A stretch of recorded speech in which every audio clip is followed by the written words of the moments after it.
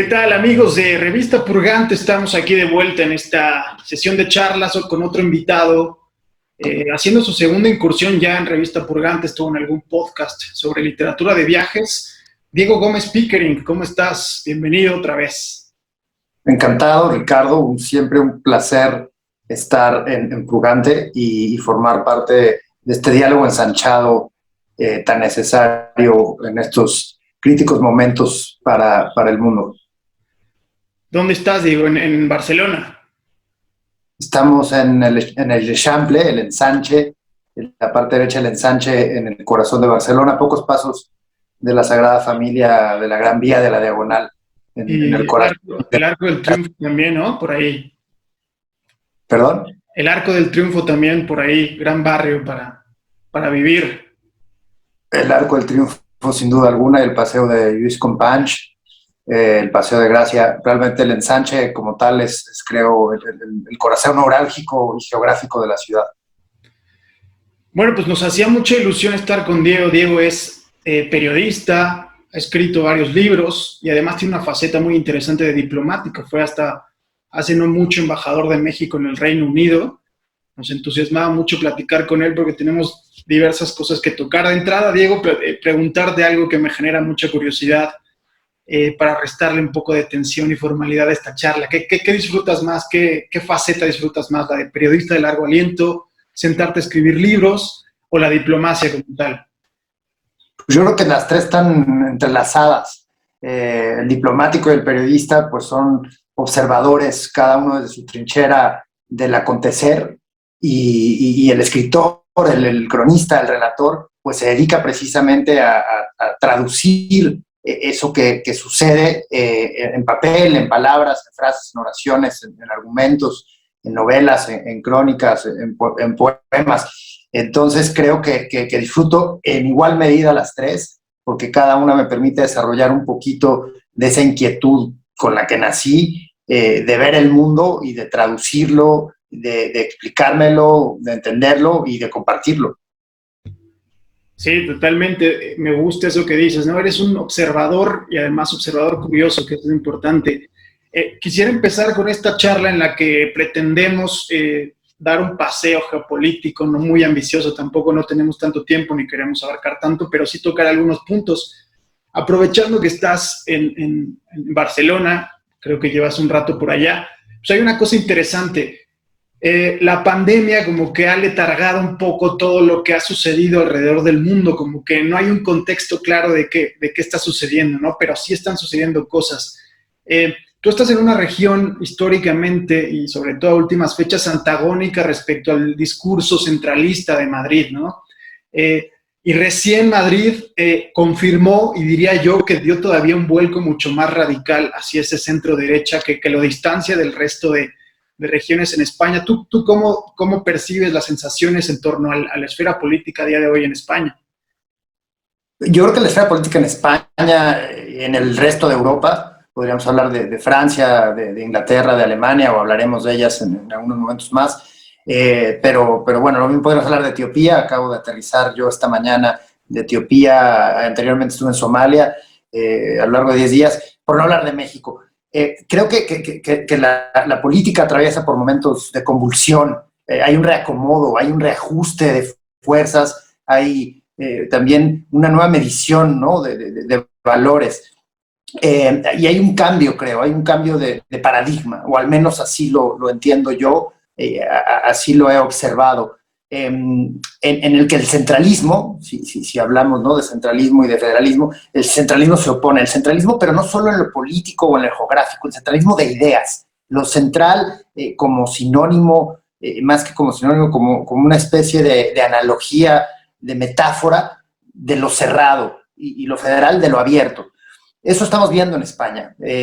Yo creo que los últimos ejercicios electorales, en particular el de hace un par de meses, tanto en la Generalitat o en el Gobierno Regional de Cataluña como a nivel central, han visto el ascenso o el fortalecimiento de posturas políticas en los extremos, sea a la izquierda o a la derecha, pero alejadas del centro y alejadas, desde mi punto de vista, de una apertura al diálogo y una apertura a coincidir, a lograr consensos y a encerrarse en sí mismas.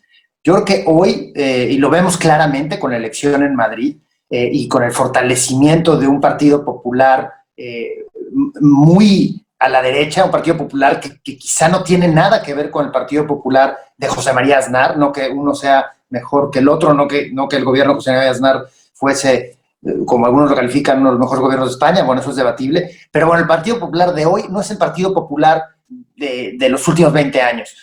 Lo mismo podríamos decir en los Estados Unidos del Partido Republicano. El Partido Republicano que dejó Trump o que heredó Trump es un partido republicano que poco o nada, más bien, nada tiene que ver con el Partido Republicano, por ejemplo, de Ronald Reagan. La derecha se ha ido al extremo. También podríamos hablar de la izquierda, que se ha ido un poco al extremo, pero creo que lo que nos preocupa, o al menos a mí me preocupa más, es esa deriva hacia el extremo de la derecha. Una derecha que hoy abraza un discurso que no reconoce a la diversidad, que solo se reconoce a sí misma, una derecha que se ve al ombligo al final del día. ¿Por qué? Porque no levanta la mirada para ver, en el caso español, que la riqueza de España está en la diversidad, está en el federalismo, si nos vamos a la analogía, a la metáfora que planteaba al inicio. La riqueza de España está en todos los puntos geográficos que componen a la península y a los archipiélagos en el Mediterráneo y en el Atlántico, y no está en un Madrid que solo se ve a sí mismo y que, como triste muestra de ello, crea, por ejemplo, una oficina gubernamental del ayuntamiento dedicada a la promoción del español. Encabezada por Tony Cantó, por cierto, un político, como diríamos en México, como Grillo, ¿no? Que salta de un lado a otro y que su última enarbolación ha sido a través del Partido Popular de Ayuso, y que hoy dirige esta irrisoria, quizá, oficina de promoción del español en Madrid, una ciudad que, bueno, no habla, quizá, no habla muchos más, pero que, bueno, que no tiene ninguna necesidad ni razón de ser, pero que reafirma de cierta manera un discurso que lo que hace es crear más polarización en un país que lo último que necesita es esa división, esa polarización y ese escapar a los extremos. Oye, Diego, y aprovechando varios puntos que tocas, bueno, de entrada, Tony Cantó es valenciano, entonces hace todavía menos sentido que tenga una postura respecto al castellano tan radical, ¿no? Además, Tony Cantó, para la gente en México, ¿no? Incluso fue actor, estuvo en alguna de las películas de Almodóvar, ¿no? Pero yéndonos hacia el sur, el enésimo recrudecimiento de la crisis migratoria con Ceuta y Melilla es una zona que tú conoces bien, la frontera entre España y Marruecos. ¿Qué te pareció la gestión de esta crisis? A ojos de muchos fue algo francamente bochornoso que abona en todo esto que vienes comentando. Bueno, esto está directamente vinculado con lo que hablábamos.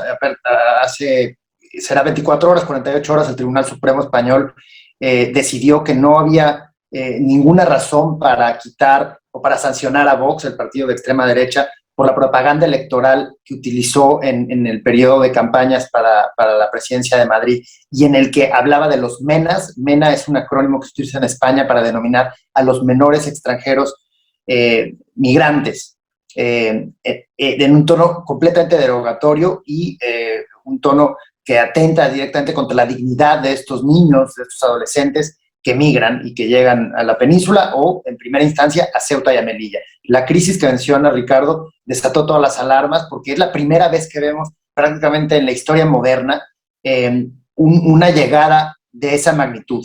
Pensemos, sobre todo para quienes nos escuchan en México, quizá, que Ceuta y Melilla suenan como lugares un poco extraterrestres. Bueno, Ceuta y Melilla son dos enclaves españoles en el norte de Marruecos, en el norte de África.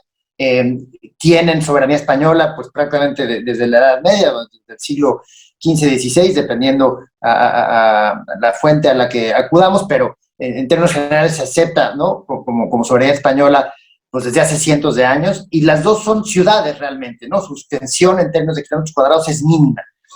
En el último, creo, semana, los últimos 15 días de mayo, se da una irrupción masiva. Hablamos de que en la noche de un domingo a un lunes o de un lunes a un martes, no recuerdo con precisión, cerca de 6,000, entre 6,000 y 7,000 personas, porque tampoco hay un número concreto, o los diferentes medios de comunicación que lo reportaron, y el mismo gobierno de la ciudad autónoma de Ceuta, en este caso, no dio números específicos, o aún no define cuántas personas entraron en esa noche, en esas 12 horas, pero nunca se había registrado un ingreso de esa magnitud, de miles de personas a través de la frontera. Fue una crisis sobre todo humanitaria. ¿Por qué? Porque entre los que cruzaron, muchos lo hicieron a nado y llegaron pues prácticamente necesitando de primeros auxilios para lograr salvar la vida. Creo que todas las partes tienen una responsabilidad en que esto sucediese, y todas las partes habría que achacarle cierta culpa si es que hablamos de qué tan bien o mal actuaron. En primer lugar, y desde mi punto de vista, por supuesto, está Marruecos y su política un poco de amedrentar no solo a España, sino a Europa, principalmente también a los marroquíes mismos. Esos entre 6.000 y 7.000 personas que ingresaron esa noche de mayo desde Marruecos a Ceuta eran en su inmensa mayoría marroquíes, eran personas de una condición económica paupérrima, eran migrantes que venían en su mayoría del campo y que viven en la zona aledaña a Ceuta, siempre en espera de poder ingresar a ese territorio español. Y lo que Marruecos hace es asusar un poco a estas personas, diciéndoles que podían cruzar y enviando incluso mensajes masivos a través de las redes celulares, diciendo que había futbolistas que les esperaban del otro lado, una serie de bulos terribles que se pasaron de boca en boca y que hicieron, ante la pasividad de los gendarmes marroquíes, que no hicieron nada para detenerlo, pues cruzaron, ¿no?, a nado y llegaron a Ceuta. Todo esto con el afán de presionar diplomática y políticamente a Madrid. ¿Por qué? Porque Madrid días antes había aceptado que a un líder del movimiento Polisario, de los saharauis, se internase en el hospital de Logroño para poder un poco hacer frente a su cuadro clínico porque le dio COVID. Bueno, todo esto para decir que la migración, en el caso de Ceuta en particular, nos muestra que es un fenómeno global que implica a múltiples actores políticos, diplomáticos, y que escenarios y casos como lo que pasó en Ceuta son solo sintomáticos de que se están haciendo las cosas mal, las seguiremos haciendo mal en tanto no abordemos a la migración como un derecho, o al menos así lo concibo yo. Es un derecho, porque la migración siempre ha estado ahí. México como país no existiría, la misma España no existiría como la concebimos hoy, si no fuera por la migración, porque se permite a la gente de manera libre transitar, y transitar no solo físicamente de un país a otro, sino transitar a través de las ideas. El viajar es migrar temporalmente, y eso es lo que enriquece a la humanidad y la hace fuerte. Entonces, en tanto no abordemos a la migración como un derecho para todos prácticamente, creo que seguiremos viendo escenarios tan deleznables como el que sucedió en Ceuta, y tan desafortunados. Sí, totalmente. Bueno, el Magreb es un contexto migratorio muy convulso, desde Marruecos hasta Túnez, con el Mediterráneo y el brazo que tienen ahí con Italia. Y bajándonos un poco, Diego, porque ha pasado algo muy curioso, ¿no? Yo he tratado de estar al tanto hasta donde se puede, porque no hay tanta información, siguiendo a periodistas en el terreno como Xavier Aldecoa, por ejemplo, pero en la África subsahariana no sabemos a bien qué catástrofes ha provocado la pandemia, porque además es la enésima pandemia a la que se enfrentan, ¿no? Es decir, no es un escenario ajeno para ellos. Es muy distinto a lo que nosotros podemos gestionar e interpretar respecto al advenimiento de una pandemia, ¿no? Tú que estuviste en Somalia, Etiopía, ¿qué puedes percibir? ¿Cómo la región, que es muy difícil homogeneizarla, pero la región como tal, cómo ha convivido con el virus del COVID? Pues yo creo que cada parte del continente africano ha tenido una experiencia diferente. En primer lugar, sobre el COVID en África, habría que decir que es difícil a la fecha tener cifras exactas, es decir, es muy difícil saber la cantidad de personas por país que han sido afectadas, la cantidad de personas que han sido contagiadas, la cantidad de personas que han muerto como consecuencia directa de haber sido contagiados por alguna de las diferentes variantes del COVID a lo largo del último año y 8 meses. ¿Esto por qué? Pues porque la infraestructura sanitaria en prácticamente todo el continente es deficiente, es una infraestructura anquilosada, y una infraestructura con una cobertura mínima. Si pensamos en América Latina y todo lo que ha sufrido América Latina por el COVID, pues tendríamos que multiplicarlo muchas veces si hablamos de África. ¿Por qué? Porque tiene una infraestructura sanitaria mucho peor que la que podamos tener en nuestra región del mundo. Dicho esto, es muy diferente el escenario que se ha vivido en Nigeria o en Senegal, si hablamos de África Occidental, a lo que se ha vivido en Sudáfrica. Recordemos que una de las cepas más virulentas, sobre todo si hablamos de la segunda mitad del 2020, fue la llamada o mal llamada cepa sudafricana, porque aquí entramos en el debate de le ponemos nombre o nacionalidad a las cepas o no, y esto pues evidentemente coincidimos muchos en que no es lo idóneo, porque ya se identifica a una nación, una nacionalidad, a un país con una cepa cuando no es el caso. Pero bueno, es muy distinto lo que se vivió en Sudáfrica y en África del Sur por esta cepa, digamos, endógena a la parte septentrional del continente, a lo que sucedió, por ejemplo, en el este, si hablamos de Kenia y en particular del Cuerno de África, Etiopía y Somalia, donde acabo de estar. Creo que muy similar a lo que, eso sí, dicho todo esto, y respondiendo a la pregunta, hablando del COVID y el coronavirus en África, no es muy disímil las consecuencias que vemos en el caso, por ejemplo, de Etiopía, con las que vemos en algunos países americanos o europeos. ¿Qué quiero decir con esto? Uno, que las zonas urbanas fueron mucho más afectadas. Si uno transita por Addis Abeba, la capital etíope, una ciudad enorme de prácticamente 6 millones de habitantes, sede, por cierto, de la Unión Africana, y capital del segundo país más poblado de África. Recordemos que Etiopía tiene prácticamente 140 millones de habitantes, es un poco menos que la población total de Nigeria, el país más poblado, y por encima de Egipto, el tercero más poblado. En Addis Abeba es prácticamente general el uso de la mascarilla, fuera de casos excepcionales, se guardan las distancias de seguridad. Hubo algún momento de álgido ocupación de camas en las unidades de emergencia de los hospitales, y ha habido picos recurrentes a lo largo de diferentes olas con las distintas cepas también. Es decir, una situación similar hasta cierto punto con Europa, con México o otros países de América, con la salvedad, por supuesto, de que no ha habido una distribución de vacunas acorde con el tamaño de la población de la ciudad capital de Etiopía, y la inoculación, por supuesto, va retrasada. Otra similitud, y que creo que esto lo podríamos también hablar si hablamos de Asia o hablamos de otras regiones, es lo que se ha visto afectado económicamente la población.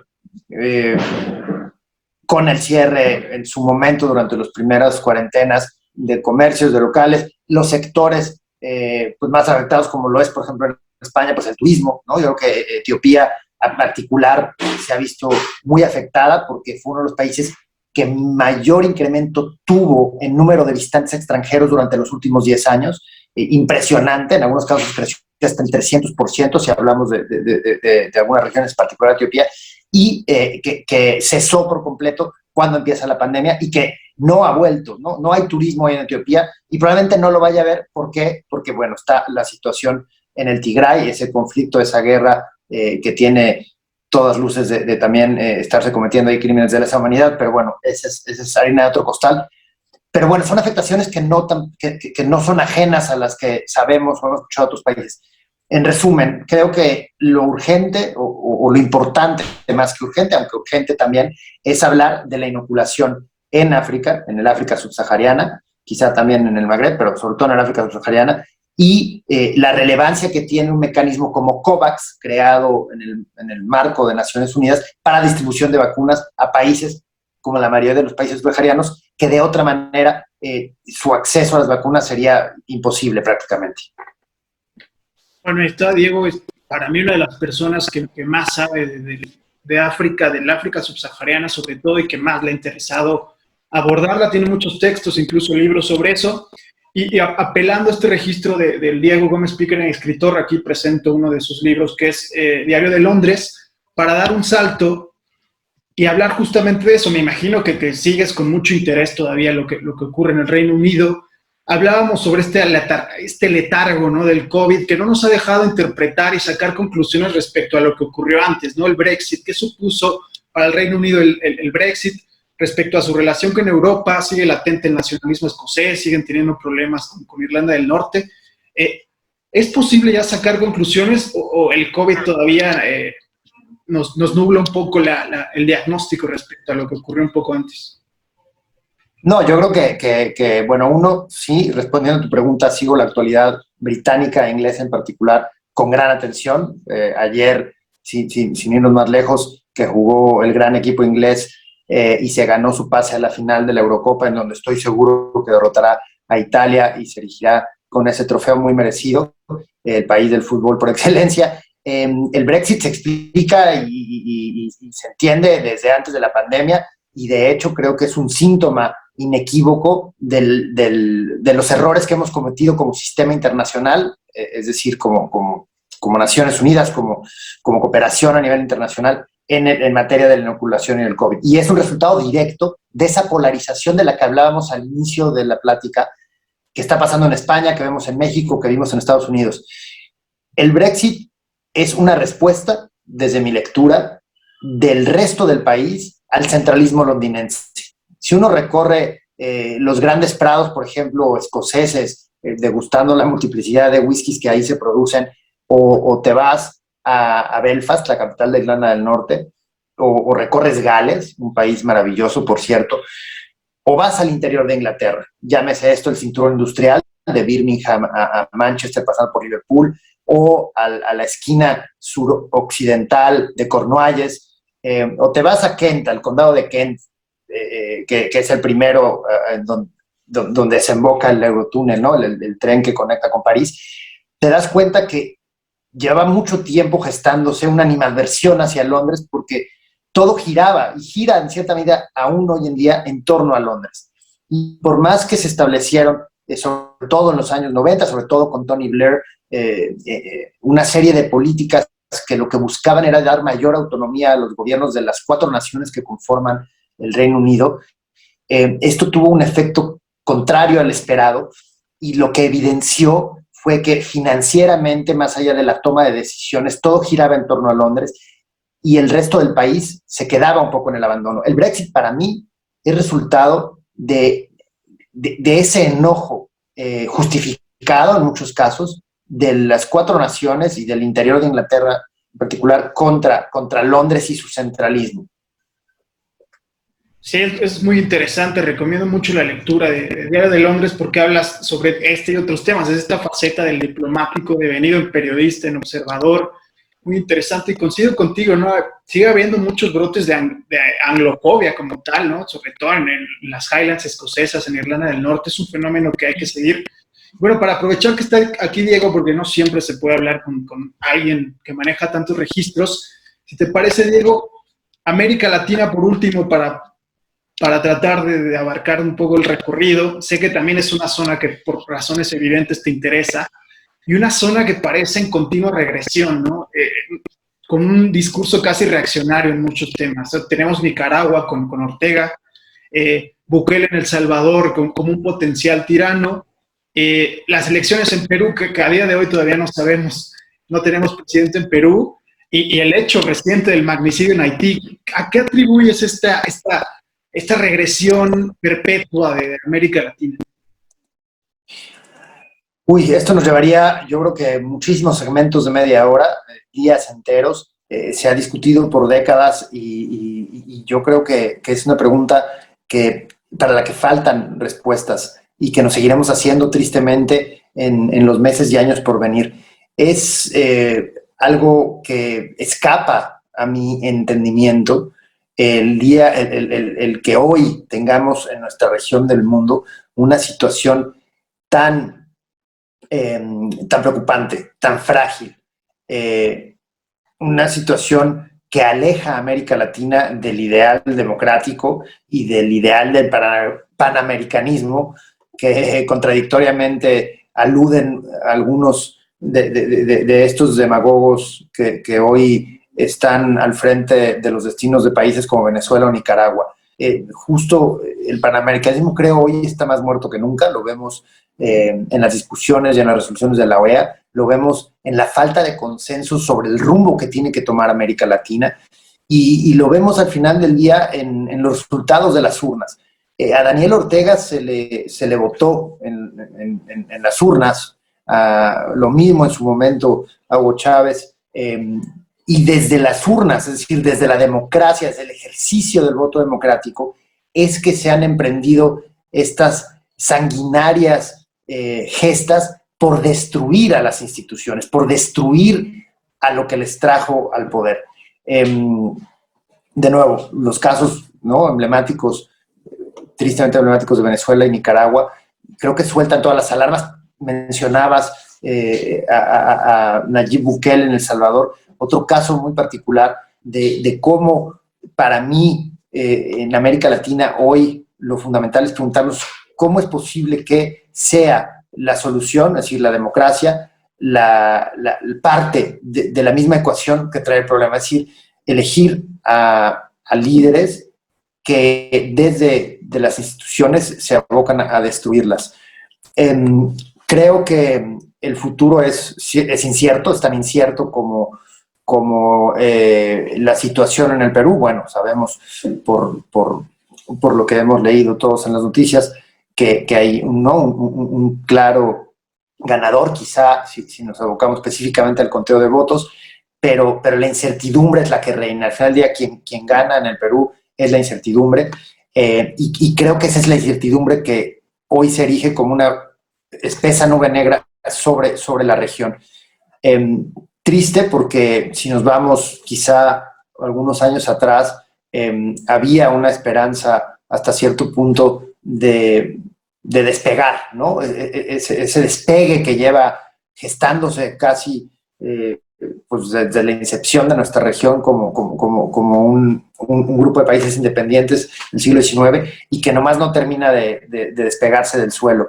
Leemos hoy, y quien no lo haya hecho lo animo a releerlo o a leerlo por primera vez, Las venas abiertas de América Latina, y viajamos con Galeano en el tiempo, y de repente es darnos cuenta, porque yo lo acabo de hacer, acabo de regresar a esas páginas, darnos cuenta que hoy más que nunca esos caminos andados están desandándose, y que hoy América Latina quizá esté al frente de uno de sus momentos más lúgubres de su historia independiente, porque no solo es la gran deriva a la que van, creo, las instituciones de muchos de nuestros países, que tanto trabajo ha costado erigir, sino también pues, los graves y mortales efectos de la pandemia, y por supuesto pues lo incontrolable de actores como las organizaciones de crimen organizado por encima del Estado. Si hablamos, ¿no?, del caso que también mencionabas en la pregunta en tus comentarios iniciales de Haití. Es un momento oscuro, un momento en el que no se ve la luz al final del túnel, y un momento que a mí en lo personal me preocupa, porque si hay regiones del mundo en las que puede lograrse ese sueño o esa utopía con la que tantos versos escribió José Martí, o de la que hablaba en su momento Simón Bolívar, pues es sí, sin duda, América Latina, pero hoy estamos más alejados que nunca de esa que cada vez suena más a utopía. Y creo que deberíamos, como latinoamericanos, como mexicanos, como jóvenes o no tan jóvenes, como gente consciente y gente comprometida con su entorno, deberíamos de involucrarnos más, deberíamos de hacer algo al respecto, debería de importarnos. Yo no me explico cómo es posible que la situación en Nicaragua, tan cercana a México, Nicaragua de hoy no se explica sin México. El terrible terremoto de 1972 que destruyó Managua, fue México prácticamente el primer país o los primeros países en presentarse a un Nicaragua somocista, y en ayudar a reconstruir Managua, por no hablar del rescate, por supuesto, de muchos cuerpos en su momento, un terremoto que mató a miles de personas. La hoy Catedral de Managua pues, es una obra, por ejemplo, de Legorreta, un icónico arquitecto mexicano. Esto del 72, pero podemos pasar al año 79, nos podemos pasar al movimiento sandinista, nos podemos pasar al Ortega, al primer Ortega, no al Ortega de hoy, y podemos darnos cuenta que México fue artífice en su momento de la resolución de la OEA que apelaba a la destitución de Somoza, que México de cierta manera fue artífice de que la revolución nicaragüense, la revolución sandinista fuese exitosa. Hoy, fuera quizá de comentarios puntuales, no veo un compromiso de México a nivel diplomático de hilar y de tejer fino, de involucrarse como debiese involucrarse en lograr que Nicaragua salga del atolladero en el que se encuentra. Y México tiene todos los elementos para hacerlo, porque tiene una relación positiva, fructífera, abierta y constante con actores tan diversos como los Estados Unidos, Argentina o la misma Venezuela, bueno, por no hablar de Cuba. México hoy quizá está mejor posicionado que cualquier otro país para hacer la diferencia en Nicaragua, pero no la estamos haciendo. Esto si hablamos a nivel gobierno, a nivel diplomacia, pero hablemos a nivel ciudadanía. No podemos ser tan indiferentes a lo que está pasando en Managua si nos paseamos por la Ciudad de México el día de hoy. Eso creo es sintomático y es para mí motivo de enorme tristeza, esa tristeza que es la única que creo emana hoy de América Latina. Totalmente, Diego. Sí, decía el periodista Gus Morales, la indiferencia también es violencia. Y bueno, agradecerte, llegamos al final. Te iba a pedir, siendo un espacio de lectores de votos, te iba a pedir una recomendación de lectura, pero justo hablabas de una lectura obligada también, la de Venas Abiertas de América Latina, de un escritor también obligado como es Eduardo Galeano. Diego Gómez Pickering, escritor, periodista, diplomático, viajero, muchas gracias por estar por acá. Muchas gracias, Ricardo, y nos vemos pronto de nuevo en Purgante. Bueno, y a Diego lo pueden leer en Purgante, escribió a propósito del conflicto, del problema en Marruecos, del Frente Comisario, del Frente Polisario, tiene un texto muy interesante, lo pueden leer en otros espacios y sobre todo en libros. Diego Gómez Pickering, un placer. Esto fue otra de las charlas de Revista Purgante. Hasta pronto.